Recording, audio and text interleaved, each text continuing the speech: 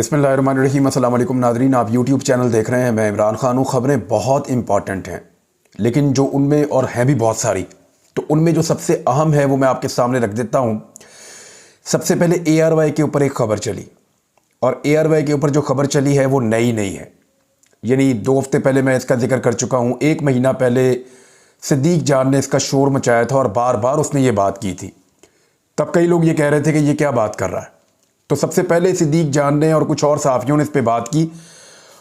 मैं 2 हफ्ते पहले से इसके बारे में जिक्र कर रहा हूँ कि काजी फ़ाइज़ ईसा साहब को एक्सटेंशन देने का एक प्लान, उसकी तजवीज़ मौजूद है, और उसके लिए एक तरीक़ाकार जो है वो अडॉप्ट किया जाएगा। क्योंकि काजी फ़ाइज़ ईसा साहब की अगर मुद्दत मुलाजमत को बढ़ाना है और उसको 3 साल तक करना है, तो याद रखिए 3 साल के लिए पाकिस्तान तहरीक-ए-इंसाफ तो हो गई दफन अदालती मामलात में। मैं अदालती मामलात में कह रहा हूँ, अवामी मामलात में नहीं कह रहा, एहतजाजी मामलात में नहीं कह रहा, बाकी मामलात में नहीं कह रहा, लेकिन मैं सिर्फ अदालती मामलात की बात कर रहा हूँ। तो जो काजी फ़ाइज़ ईसा साहब का पाकिस्तान तहरीक-ए-इंसाफ के बारे में रवैया अमूमी तौर पे हमने देखा, उसमें ऐसा लगता है कि ये जमात मजीद दीवार के साथ लगेगी अगर 3 साल की एक्सटेंशन काजी फ़ाइज़ ईसा साहब को मिल जाती है। तो ये बात हम काफ़ी दिनों से कर रहे हैं। अब पहली मरतबा ARY के ऊपर ये खबर चली है। मैं आपको ARY से ही पढ़ के सुनाता हूँ। Chief justice of Pakistan justice Qazi Faez Isa की मुद्दत मुलाजमत 3 साल करने पर गौर किया जा रहा है। ARY न्यूज़ के मुताबिक चीफ जस्टिस काजी फ़ाइज़ ईसा की मुद्दत मुलाजमत 3 साल करने का फैसला हो गया तो आईनी तरमीम लाई जाएगी। इससे पहले चीफ जस्टिस की मुद्दत मुलाजमत का तकर्रुर उम्र के लिहाज से तय है। ज़राए का बताना है कि आईनी तरमीम के लिए कमेटी ने तैयारी शुरू कर दी है। सेनेट इलेक्शन के बाद मुद्दत मुलाजमत पर फैसला होने के बाद आईनी तरमीम लाई जाएगी। दूसरी जानिब वफाकी वज़ीर इत्तलात अता तारड़ का कहना है कि चीफ जस्टिस के ओहदे की मुद्दत तय नहीं की जा रही। हुकूमत इनके ओहदे की मुद्दत बढ़ाने का इरादा नहीं रखती है। उन्होंने वैसी बात की, लेकिन ये खबर चलाई गई है। अब ये खबर किसने चलवाई है, ये बहुत इंपॉर्टेंट है। ये खबर थोड़े दिन पहले से आ रही है। इस वक्त ARY को किसने कहा कि ये खबर चलाएं? देखें, आप इन चीज़ों पे गौर करें। काजी फ़ाइज़ ईसा साहब को अगर आप देखें कि कुर्बत उनकी जो है वो मियां नवाज शरीफ साहब उनको बहुत पसंद करते हैं। मरियम नवाज साहिबा ने, नवाज शरीफ साहब ने हर जगह पे उनका नाम लिया है। उनके चीफ जस्टिस बनने से पहले उनको मुतनाज़ बना दिया, क्योंकि वो पॉलिटिकल लोग हैं, हर जगह पे काजी फ़ाइज़ ईसा साहब का नाम लेते थे। फिर काजी फ़ाइज़ ईसा साहब जब से जज बने हैं तब से उन्होंने जितने इकदाम किए उनका बराह रास्त फ़ायदा PMLN को, शरीफ ख़ानदान को हुआ है। कोई माने या ना माने, हुआ है। प्रैक्टिकली ग्राउंड पे आपने देखा इमरान खान जो है उनके लिए हालात मुश्किल से मुश्किल होते चले गए। अब देखें ये तरमीम होगी कैसे, अगर ये होगी तो कैसे होगी, जरा इसके ऊपर आप गौर कर लें। 224 का नंबर चाहिए होता है कौमी असम्बली में 2/3 अक्सरियत के लिए। जिसके पास 224 पूरे हो जाएं, चाहे वो अकेली जमात हो, चाहे उसके साथ 4 जमातें और हों, जब 224 पूरे हो गए तो वो एक आइन में तरमीम कर सकते हैं। चीफ जस्टिस की मुद्दत मुलाजमत को बढ़ाने के लिए या उसको 3 साल करने के लिए या एक नई कानून साजी करने के लिए, आइन में तरमीम करने के लिए 224 का नंबर चाहिए। 224 का इनकी तो सादा अक्सरियत नहीं बनती थी, लेकिन पाकिस्तान तहरीक-ए-इंसाफ के साथ बड़ी सख्त ज्यादती की गई और उनके साथ नाइंसाफ़ी की गई। उनसे बल्ले का निशान ले लिया गया, लेवल प्लेइंग फील्ड उनको नहीं दी गई। उसके अलावा आरोज जो हैं वो उन्होंने बेचारों ने केस लड़के जीत भी लिया कि हमें आरोज जो है वो अदलिया के दिए जाएं जो इंसाफ कर सकें, लेकिन आरोज जो है वो ब्यूरोक्रेट दे दिए गए, और वो भी काजी फ़ाइज़ ईसा साहब की अदालत से फैसला हुआ। तो इस पे पाकिस्तान तहरीक-ए-इंसाफ की जो जीत थी उसको हार में बदलने की कोशिश की गई, लेकिन फिर भी वो जीत गए। उसके बाद जो है वो फॉर्म 47 के ऊपर एक हुकूमत बना दी गई। अब पूरे मुल्क के अंदर भूचाल आ गया। वो अदालत जो किसी जगह पे चंद दरख्तों की कटाई के ऊपर 100 मोटो नोटिस ले लेती है, एयरपोर्ट पे शराब बरामद हो जाने के ऊपर 100 मोटो नोटिस ले लेती है, हर छोटे छोटे और बड़े बड़े मसलों के ऊपर 100 मोटो नोटिस ले लेती है, एक ऐसी अदालत जिसकी एक लंबी तारीख है 100 मोटो नोटिस लेने की, जब मुल्क का सबसे बड़ा काम हुआ, यानी पूरे मुल्क के अंदर एक इलेक्शन हुआ और उस इलेक्शन के ऊपर बेशुमार सवालात खड़े हो गए, पूरा का पूरा मुल्क हिल गया, आलमी मुबस्सरीन हिल गए, आलमी मीडिया ने इसको रिपोर्ट कर दिया, दुनिया भर के मुमालिक से इसके ऊपर स्टेटमेंट्स आ गए, पाकिस्तान के मीडिया ने इसको बोगस रिजल्ट करार दे दिया। इसके बावजूद पाकिस्तान की किसी अदालत ने या सुप्रीम कोर्ट ऑफ पाकिस्तान ने खास तौर पे काजी फ़ाइज़ ईसा साहब ने इसके ऊपर नोटिस नहीं लिया, कोई 100 मोटो नहीं हुआ। हालांकि अगर किसी चीज पे इस मुल्क में सो मोटो होना चाहिए था, जो सबसे जरूरी था, वो अवामी मैंडेट जिसकी बुनियाद पर पाकिस्तानी 5 साल गुजारते हैं, उसकी तौहीन या उसके छिन जाने के ऊपर या उसकी चोरी के ऊपर नोटिस होना चाहिए था। लेकिन उसके ऊपर नोटिस नहीं होता। फिर होता क्या है कि एक हुकूमत बन जाती है, चूं चूं का मुरब्बा इकट्ठी करके पॉलिटिकल पार्टी हुकूमत बन गई, पाकिस्तान तहरीक इंसाफ की सीटें छिन गई, लेकिन फिर भी नंबर पूरा नहीं हो रहा। अब जब नंबर पूरा नहीं हो रहा, 224 का, सादा हुकूमत तो बन गई, लेकिन आईनी तरमीम के लिए 224 का नंबर चाहिए था। तो 224 का नंबर पूरा करने के लिए थोड़े दिन पहले सिद्दीक जान ने इसको सबसे पहले रिपोर्ट किया था।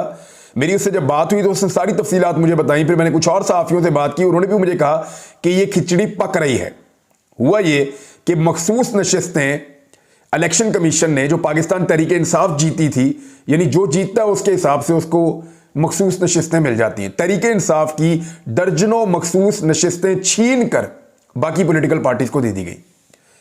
यानी जिनकी हुकूमत बनाई गई उनका 224 पूरा करने के लिए उनको वो सीटें भी मिल गई, फिर भी 224 पूरा नहीं हो रहा था। फिर पूरा करने के लिए पाकिस्तान तहरीक इंसाफ की सीटें एक एक करके कम होना शुरू हुई। रिकाउंटिंग के अंदर इलेक्शन कमीशन कभी यहां से एक सीट दे देता है, कभी वहां से एक सीट दे देता है। तहरीक इंसाफ को होश ही नहीं, तो उनकी एक एक करके सीटें जाने लगी। वो इसके ऊपर कोई लायामल ही नहीं बना पाए।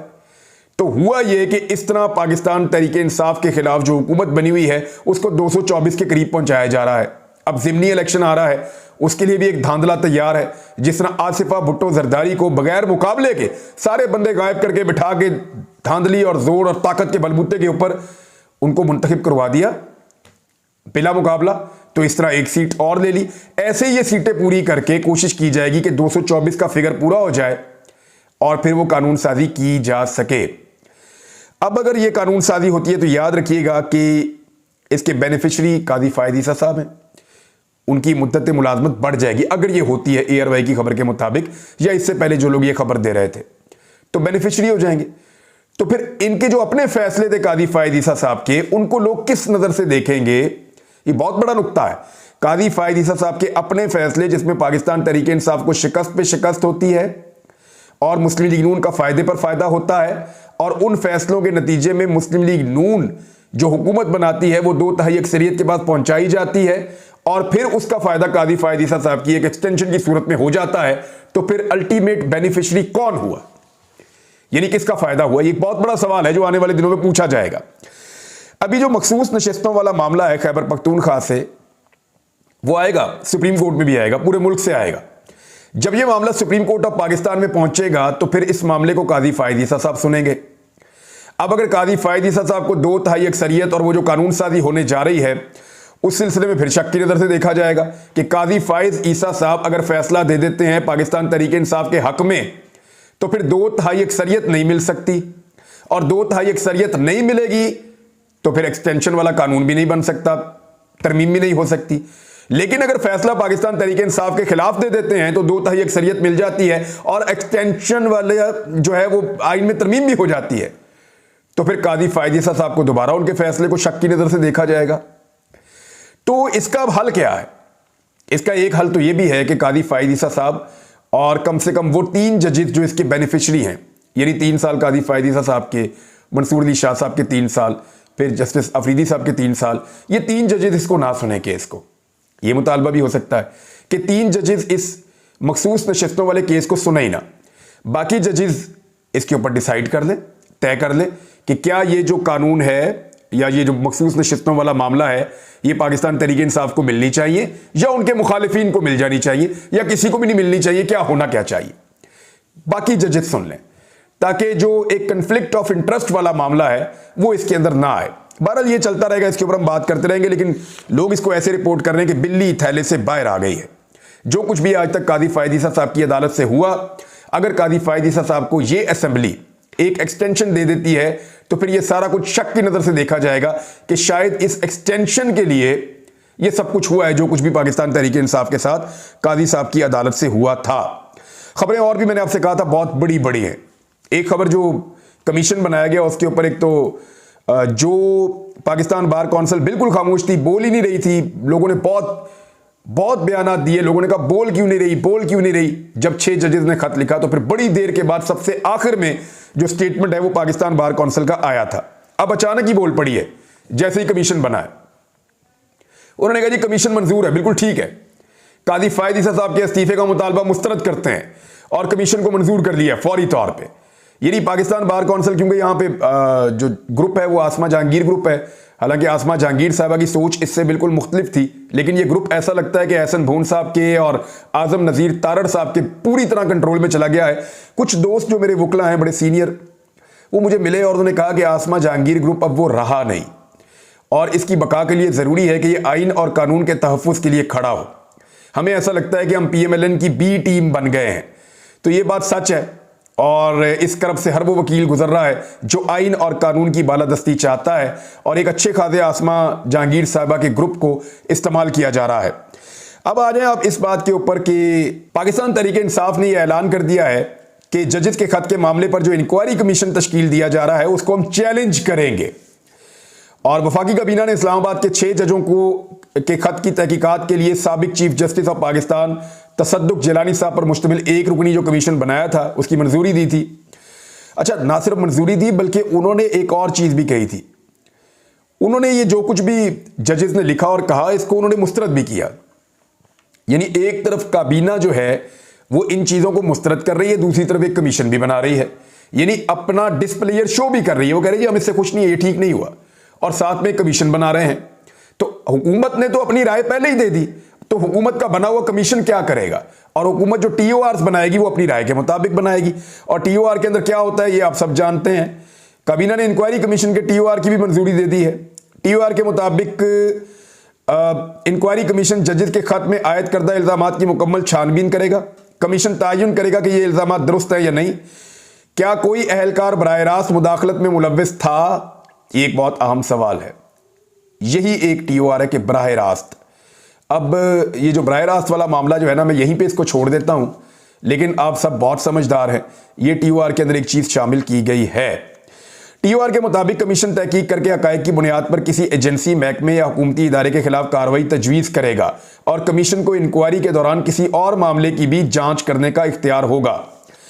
अच्छा, पाकिस्तान तहरीक इंसाफ ने यह कहा है कि हम इसको चैलेंज करेंगे और हम इसको नहीं मानते। इसको कोर्ट के अंदर चैलेंज करेंगे, जाएंगे और जाकर कहेंगे कि ये कमीशन हम नहीं मानते, ये कमीशन ठीक नहीं है। PTI की जो उनका मुतालबा है, जो उनकी डिमांड है वो क्या है? वो ये कहते हैं कि मेमो गेट टाइप का जो एक कमीशन बना था या इलेक्शन इंक्वायरी का एक कमीशन बना था, उस तरह का एक कमीशन बनाया जाए। और ये जो 6 जजेस ने खत लिखा है ये बड़ा हसास नौइयत का मामला है, कोई छोटा मामला नहीं है। ये यकरुकनी कमीशन हम नहीं मानते, कमीशन बनाया जाए मेमोगेट और इलेक्शन इंक्वायरी कमीशन के तर्ज पर, जो हाजिर ड्यूटी जजेस जो हैं सुप्रीम कोर्ट ऑफ पाकिस्तान के वो इसका हिस्सा हों और वो इसके ऊपर कमीशन जो है वो इंक्वायरी करे, इंक्वायरी करने के बाद अपनी रिपोर्ट पेश करे। ये पाकिस्तान तहरीक इंसाफ का मुतालबा है इस मामले में। एक चीज़ मैं नवाज शरीफ साहब के हवाले से कर दूं कि नवाज शरीफ साहब इस वक्त एक डबल गेम खेल रहे हैं। वो क्या गेम खेल रहे हैं देखें, एक तो उन्होंने अपने भाई को वज़ीर-ए-आज़म पाकिस्तान बनवा लिया और गंद का टोकरा अपने सर पे उठाने के बजाय अपने भाई के सर पे रख दिया, इक़्तिदार उनके पास है। दूसरा, उन्होंने अपनी बेटी को वज़ीर आला पंजाब बना लिया, उनका भी इंटर्नशिप हो रही है, वो वज़ीर आला पंजाब के तौर पे सीख रही है कि कैसे हुकूमत करते हैं, कैसे निज़ाम चलाते हैं। पंजाब भी अपने कंट्रोल में कर लिया। और तीसरा, वो एक एंटी एस्टेब्लिशमेंट बयानियाँ भी बना रहे हैं कि नवाज शरीफ के साथ बड़ी ज़्यादती हो गई, नवाज शरीफ को इक़्तिदार में नहीं आने दिया गया, नवाज शरीफ का रास्ता रोक दिया गया, नवाज शरीफ का रास्ता रोक कर पाकिस्तान की तरक्की का रास्ता रोक दिया गया। नवाज शरीफ के असली वोट अगर गिन लिए जाए ना तो बरतानिया तक नवाज शरीफ का रास्ता कोई नहीं रोक सकता। सीधा लंदन वाले फ्लैट में जाके मियाँ साहब की ब्रेकें लगनी है अगर असली वोट मियाँ नवाज शरीफ के गिन लिए गए, लाहौर वाले हल्के के भी। मामला यह है कि बहुत बुरी तरह शिकस्त हुई है PMLN को। बहुत ज़्यादा भी ये कर देना तो 30-35 से ऊपर सीटें ये जीते नहीं थे PMLN के लोग। बहुत बुरी शिकस्त हुई है। पंजाब में 50 के करीब सीटें इन्होंने जाली ली हुई हैं। यहां से कम पाकिस्तान तहरीक इंसाफ की 50 सीटें इन्होंने छीनी हुई हैं। पंजाब की मैं बात कर रहा हूं, बाकी मुल्क में तो पाकिस्तान तहरीक इंसाफ की और बहुत सारी, लगभग उनकी तो वो उनका क्लेम है कि 80-90 सीटें उनकी छीनी गई हैं, आधा मैंडेट उनका छीन लिया गया है और अभी भी छीनने का सिलसिला जारी है। तो नवाज शरीफ साहब कर ये रहे हैं, एक तरफ इक़्तिदार के मजे ले रहे हैं और दूसरी तरफ वो एक बयानिया बना रहे हैं एंटी एस्टेब्लिशमेंट कि नवाज शरीफ का रास्ता रोका गया है। यानी नजम सेठी साहब को भी उन्होंने एक ट्रैक दिया हुआ है, वो उधर को लगे हुए हैं। मियाँ जावेद लतीफ़ साहब के उस सर पे भी हाथ रखा हुआ है कि तुम भी ये स्टेटमेंट देते रहो, वो उधर को लगे हुए हैं। ख्वाजा आसिफ साहब को भी एक डायरेक्शन दी हुई है कि वो उधर को लगे हुए हैं। तो नवाज शरीफ साहब हमेशा गुड कॉप और बैड कॉप ये बड़ी अच्छी तरह का खेलते हैं।